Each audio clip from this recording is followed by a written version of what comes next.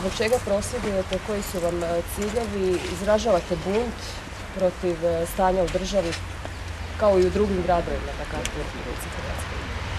Pa da, izražavamo bunt, ciljevi nisu još jasno artikulirani, pošto smo mi vamo samo inicijativno došli, tako nemamo nikakvu koordinatora, ni vođu, niti ikog ko bi to sastavio.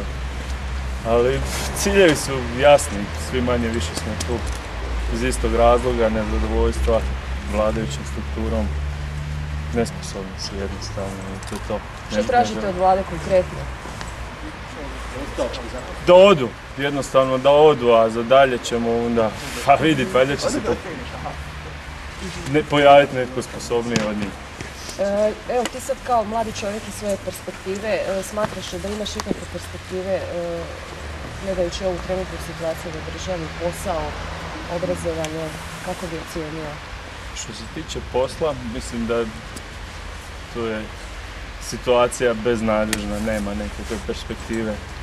Osobno za sebe neću se sigurno prepustiti toj beznadežnosti, tako da što se tiče mene, ja ću sebi naći posla.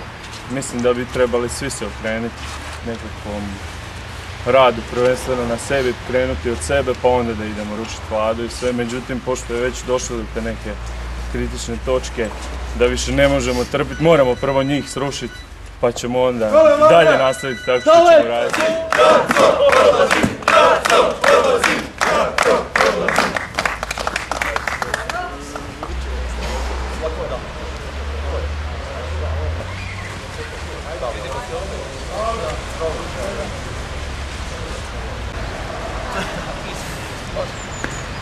Svi ga buri,